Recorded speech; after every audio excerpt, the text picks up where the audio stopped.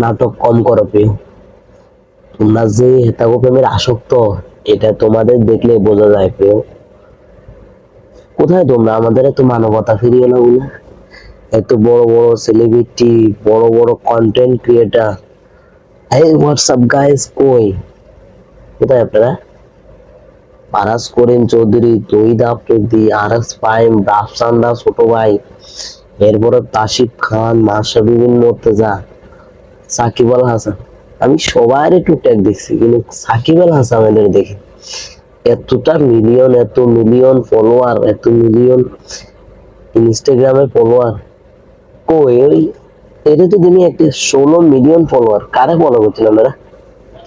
এরে যে কিনা খেলার লাভ বলেই মনে বললেন পুরা দেশটাই ইয়ে করে দিছে, কোনো দেশের খবর নাই। সে এমন ব্যস্ততা, মনে বলেন রেস্টুরেন্টে খাইতে চায়, এই এনে খাইতে চায়, এনে খাইতে।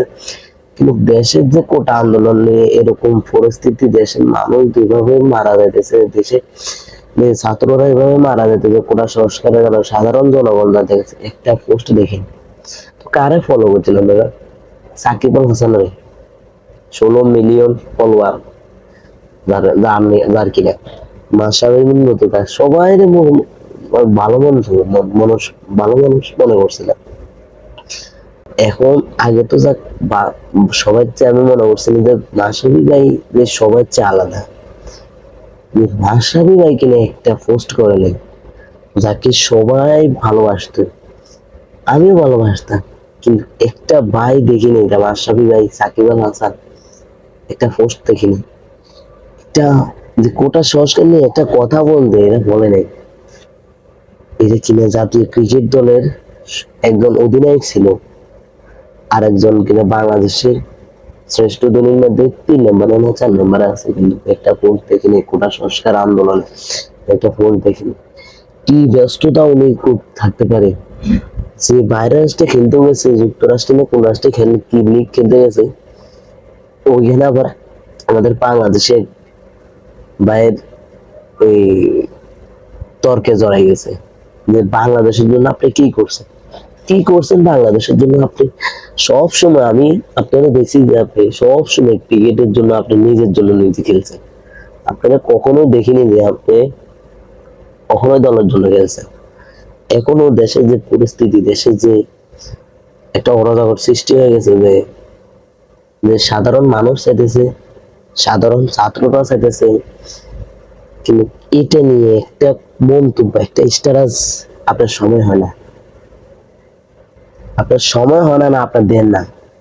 এটা তো আমার টাকার অভাব নাই, আমি অন্য রাষ্ট্রে থাকতে পারি, আমার বাংলাদেশ আমার প্রয়োজন।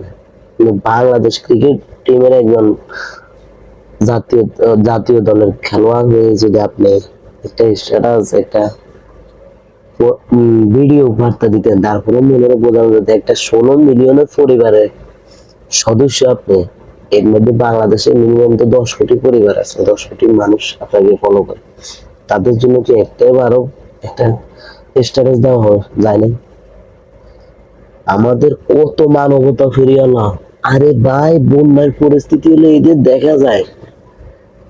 আমরা শেষ পয়েন্টে আছি, দেখেন মনোগণের পারাস করিম চৌধুরী, উনি বলেছেন যে আমি বন্যার ছোটখাটো জিনিস নিয়ে থাকি না। আপনার ছোটখাটো জিনিস নিয়ে থাকেন, আপনার ওই বড় কাজে আইসেন না। এটা বড় কাজে এটাও ডাকবো না। আমাদের আরেকজন আছে, উনি বলে হোয়াটসঅ্যাপ গাইস, আজকে আমি শপিং করতে গেছি, আজকে আমি কসমেটিক কিনতে গেছি, আজকে আমি আমার বোনের এটা দিছি, আজকে আমি আমার বাপের এটা দিছি, আমার মাদের এটা দিছি। আরেকজনও কবো হোয়াটসঅ্যাপ, আজকে আমি হুন্ডা কিনতে গেছি, আজকে আমি হুন্ডা শোডাউন দিতে গেছি। তো এত শোডাউন, এত মনে করলেন এত শপিং, আবার মনে করলেন ওই কি একটা নাম দিয়ে ওই মিউজিক স্টেজ নেই, মিউজিক স্টেজ। আবার আরেকজনের মনে করলেন গান বাজনা করতে যায় ব্যাগ জায়গার জায়গায়, আমাদের সেলিব্রিটির হবে। তো ওনাদের কেউ দেখতে পাবেন না, ওনাদের কেউ দেখতে পাবেন না। আজকে শেষ পর্যন্ত আমি দেখছি হিরো আলম, যে হিরো আলমকে নিয়ে সবাই হাসি তামাশা করে, যে সবচেয়ে আমাদের বাংলাদেশে একটা বেয়াদব থাকলে সবসময় ঠিক হয়, আমরা তাকে খারাপ খারাপ বলতেছি, সবার আগে ওই মানুষটাই নামছে। যে সালমান মুক্তাদির ভাই 2-4টা এরকম বেয়াদব থাকা লাগে বাংলাদেশে, না হলে চলা যায় না। কিন্তু ওই বেয়াদব, যারা বেয়াদব বলবার, সে ভালো মানুষ, সে বেয়াদবটাই যে ছাত্র ভিতরে পাশে প্রথম দাঁড়িয়েছে, যে ইউটিউবারের। দ্বিতীয়ত এখন আজকে দেখছি যে এই হিরো আলম, যে কিনা প্রতিটা গান প্রতিটা শব্দ হে নকল করে, সেই হিরো আলম আজকে মাঠে নামছে। কই আমাদের এত মানবতা ফিরিয়ে, কাকে খুঁজছে, কাকে ফলো করছে? বন্যার কাজ হলে বাবরে আইয়ে তারা দেব, দিব। কেউ বলে কি আমার বাপের জমা জমি যা আছে ওইটা বিক্রি করে আমরা করে দিতাম।